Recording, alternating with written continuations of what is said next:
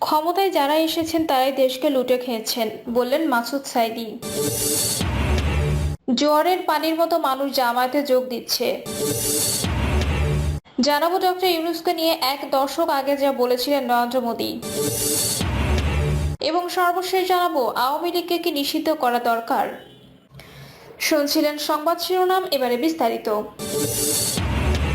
ক্ষমতায় যারাই এসেছেন তারাই দেশকে লুটে খেয়েছেন, বললেন মাসুদ সাইদি। পিরোজপুর 1 আসনের জামায়াত মনোনীত প্রার্থী মাসুদ বিন সাইদি বলেছেন, রাষ্ট্র ক্ষমতায় যখন যেভাবে এসেছেন তারাই দেশটাকে তাদের নিজেদের সম্পত্তি মনে করে লুটেপুটে খেয়েছেন। দেশের সম্পত্তি, দেশের অর্থ সব বিদেশে পাচার করেছে। আমরা দেখেছি বিদেশে বেগম পাড়া হতে। এর একটি কারণ হলো নীতি নৈতিকতা সমৃদ্ধ আমরা রাজনৈতিক নেতা বাংলাদেশে আমরা পাইনি। মাসুদ বিন সাইদি বলেন, 1971 সালে দেশ স্বাধীন হয়েছিল একটা বৈষম্যহীন, ন্যায়, ইনসাফ, নীতি নৈতিকতার সম্পন্ন একটি রাষ্ট্র গঠনের জন্য।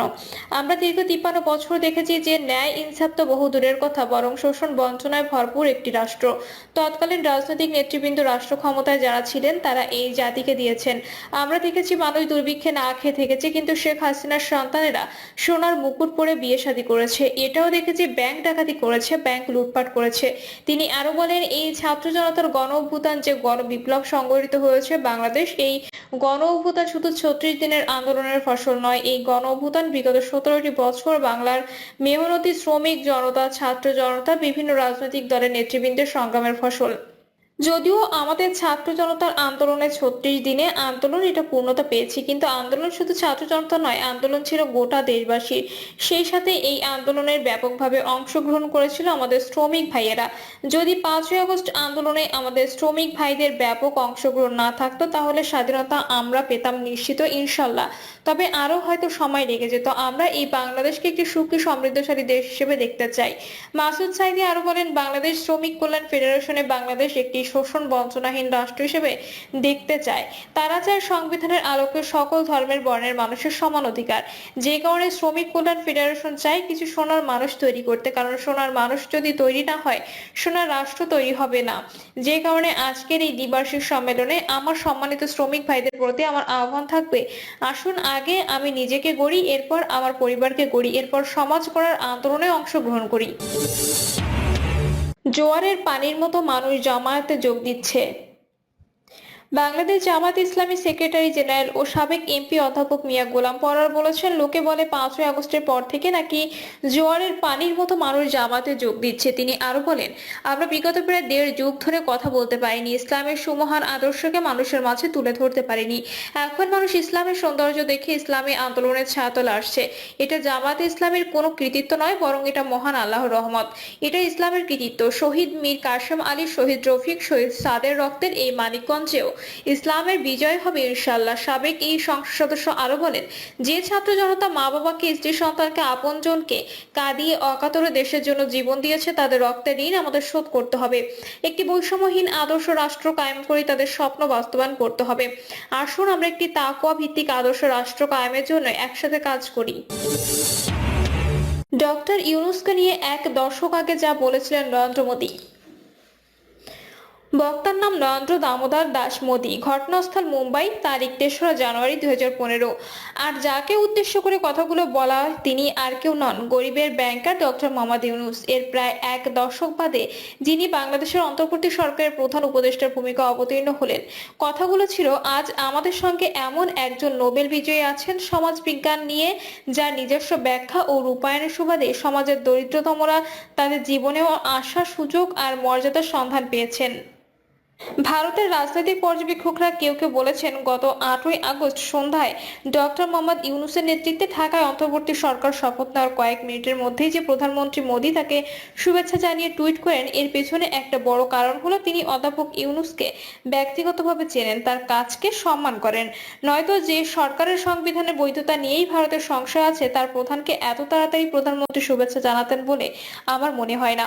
ডক্টর ইউনূস ছিলেন বলে এটা সম্ভব হয়েছে, অন্য কেউ হলে হয়তো এটা এটা হতো না, বলেছিলেন ভারতের একজন সাবেক শীর্ষস্থানীয় কূটনীতিবিদ। এরপর অবশ্য অক্টোবরে জাতিসংঘের নিরাপত্তা পরিষদের অধিবেশনের ফাঁকে নিউ ইয়র্কে প্রধানমন্ত্রী মোদীর সঙ্গে ডক্টর ইউনূসের বৈঠক আয়োজনের অনুরোধ ভারত পাশ কাটিয়ে গেছে, কিন্তু সেখানে ভারতের দিক থেকে কিছু কূটনৈতিক বাধ্যবাধকতা ছিল। তবে থাইল্যান্ড বিমস্টেক শীর্ষ সম্মেলনে দুই নেতার মধ্যে বৈঠকের সম্ভাবনা দিল্লি বা ঢাকা কেউই নাকচ করছে না। এই মুহূর্তে ভারত ও বাংলাদেশের কূটনৈতিক সম্পর্কে যেটুকু অস্বস্তি আছে, এই সম্পর্কের ক্ষেত্রে রূপালী রেখাটা হলো দুই দেশের দুই নেতাই পরস্পরকে নিবিড়ভাবে চেনেন ও জানেন, আর সেটাও বহু বছর ধরে। ডক্টর ইউনূস যখন নোবেল পুরস্কার পান তখন নরেন্দ্র মোদী ছিলেন গুজরাটের মুখ্যমন্ত্রী। বস্তুত তখন থেকেই তিনি ডক্টর ইউনূসের গ্রামীণ ব্যাংক তথা ক্ষুদ্র ঋণ প্রকল্পের কাজকর্ম খুব নিবিড়ভাবে ফলো করে আসছেন। গুজরাট রাজ্যেও সমবায় আন্দোলনের একটি খুব সমৃদ্ধ ইতিহাস আছে। সেখানে ডক্টর ইউনূসের প্রবর্তিত মাইক্রো ফিন্যান্স বা ক্ষুদ্র ঋণ কিভাবে গরিব মানুষের কাজে আসতে পারে তা নিয়েও মোদী রাজ্য সরকার ভাবনা চিন্তা করেছিল। 2014-তে দেশের প্রধানমন্ত্রী হওয়ার পরও ডক্টর ইউনূসকে ঘিরে নরেন্দ্র মোদীর ব্যক্তিগত আগ্রহ কিছু কমেনি, যার প্রমাণ শুধু মুম্বাইতে নয়। তারপর 2017 সালে অন্ধ্রপ্রদেশের তিরুপতিতে অনুষ্ঠিত ভারতের 104তম বিজ্ঞান কংগ্রেসের মোহাম্মদ ইউনূসকে বিশেষ অতিথি হিসেবে আমন্ত্রণ জানানো হয়। যথারীতি সেই পদক্ষেপও নেওয়া হয়েছিল প্রধানমন্ত্রী কার্যালয়ের ঐকান্তিক আগ্রহেই। আওয়ামী লীগকে কি নিষিদ্ধ করা দরকার? বাংলাদেশ জামায়াতে ইসলামী সেক্রেটারি জেনারেল ও সাবেক এমপি অধ্যাপক মিয়া গোলাম পরোয়ার বলেছেন, অনেকেই প্রশ্ন করেন আওয়ামী লীগকে কি নিষিদ্ধ করা দরকার। সাবেক এই সংসদ সদস্য বলেছেন, সাংবাদিক সহ অনেকে প্রশ্ন করেন আওয়ামী লীগকে কি নিষিদ্ধ করা দরকার। আমি বলি এটা এদেশের জনগণের ব্যাপার।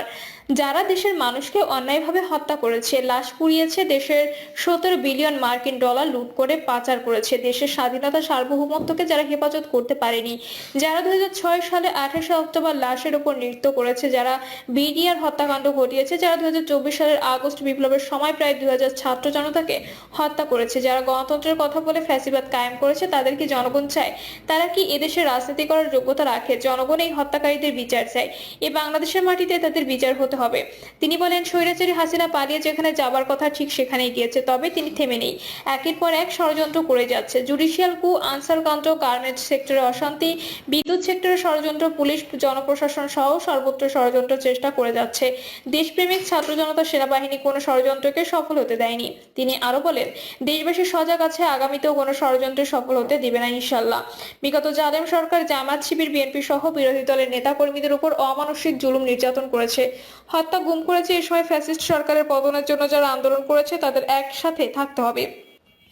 সকলে ঐক্যবদ্ধভাবে নির্বাচন করলে আওয়ামী লীগের কবর রচনা হবে ইনশাল্লাহ। মিয়া গোলাম পরোয়ার বলেন, বিগত 15 বছরে বিসিএস পরীক্ষা সহ সকল ক্ষেত্রে দুর্নীতি করে আওয়ামী লীগের ক্যাডারদের বিভিন্ন সেক্টরে চাকরি দেওয়া হয়েছে। আমরা সচিবালয়ে গেলে এখনো আওয়ামী দুর্গন্ধ পাই। দেশের প্রায় সকল গুরুত্বপূর্ণ স্থানেই ফ্যাসিবাদের দোষরা বসে আছে। এদের রেখে যদি কোনো নির্বাচন দেওয়া হয় তা তো আগের মতোই কারচুপির নির্বাচন হবে, এবং মনে রাখতে হবে আবার ফ্যাসিবাদ ও তাদের মাস্টার মাইন্ড ফিরে আসার সুযোগ পাবে।